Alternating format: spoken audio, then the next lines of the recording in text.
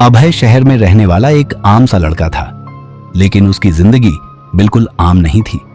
सुबह से रात तक काम, मीटिंग्स, टारगेट और डेडलाइन, यही उसकी दुनिया बन चुकी थी। रविवार भी उसके लिए छुट्टी नहीं होता था।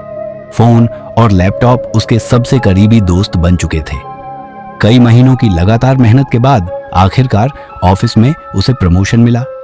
बॉस ने तारीफ की और साथ में पूरे 1 हफ्ते की छुट्टी भी दी। ये सुनते ही अभय के चेहरे पर सुकून आ गया।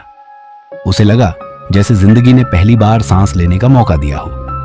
अभय को भीड़ भाड़ बिल्कुल पसंद नहीं थी। मॉल, होटल, घूमने वाली जगहें उसे सब बनावटी लगती थी। उसे असली शांति चाहिए थी।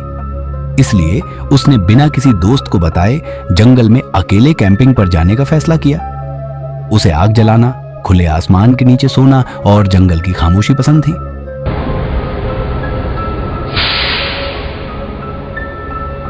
जंगल में पहुंचते ही नेटवर्क गायब हो गया। फोन सिर्फ कैमरा बनकर रह गया। चारों तरफ ऊंचे पेड़, ठंडी हवा और अजीब सी शांति थी। अभय को अच्छा लग रहा था। उसने एक खुली जगह चुनी, टेंट लगाया और शाम होते होते आग जला ली। आग की लौ के साथ साथ अंधेरा भी गहराने लगा। जंगल की खामोशी अब थोड़ी भारी लगने लगी थी। हवा जब पेड़ों से टकराती तो अजीब सी आवाजें निकलती। फिर भी अभय ने खुद को समझाया कि ये सब जंगल में आम बात है। खाना खाने के बाद वो आग के पास ही बैठा रहा। तभी उसे अचानक ऐसा लगा जैसे कोई दूर से उसे देख रहा हो। उसने चारों तरफ नजर दौड़ाई, लेकिन उसे कुछ दिखाई नहीं दिया। जंगल वैसा ही शांत था, लेकिन उसके मन में बेचैनी बैठ चुकी थी। थोड़ी देर बाद जंगल में आवाजें अचानक बंद हो गईं। न कीड़े, न पत्तों की सरसराहट।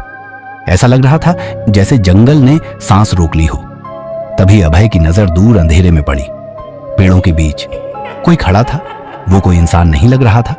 उसका शरीर अजीब तरह से टेढ़ा था, हाथ जमीन की ओर लटके हुए, और उसकी आंखें लाल चमक रही थीं। उसका चेहरा साफ दिखाई नहीं दे रहा था, लेकिन उसकी मौजूदगी ही काफी डरावनी थी। अभय का दिल जोर जोर से धड़कने लगा।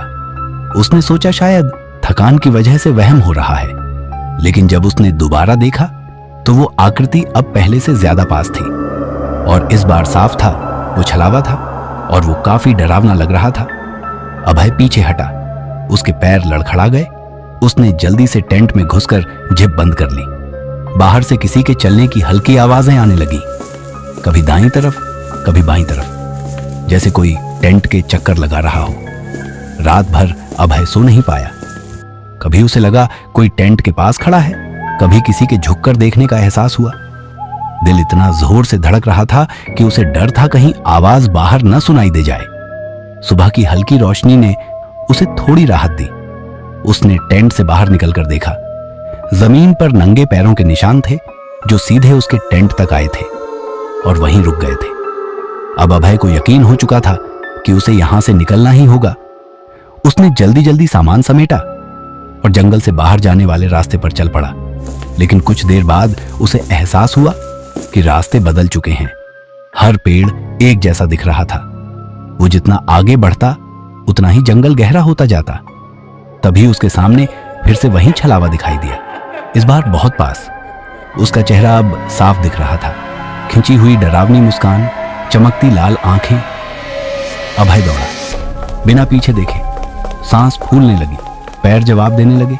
तभी अचानक किसी ठंडी चीज ने उसका पैर पकड़ लिया। वो जमीन पर गिर पड़ा। पलट कर देखा तो छलावा बिल्कुल उसके ऊपर झुका हुआ था। अगले ही पल जंगल में एक हल्की सी हलचल हुई और फिर सब शांत। अभय कभी वापस नहीं आया। कुछ दिनों बाद उसका फटा हुआ टेंट और बैग मिला, लेकिन अभय का कोई पता नहीं चला। जंगल ने उसे जैसे निगल लिया हो। हफ्तों बाद शहर में एक और लड़के को उसके बॉस ने छुट्टी दी। वो भी काम से थक चुका था। उसने भी शांति की तलाश में जंगल जाने का फैसला किया। वो उसी रास्ते से अंदर गया और जंगल एक बार फिर जाग उठा।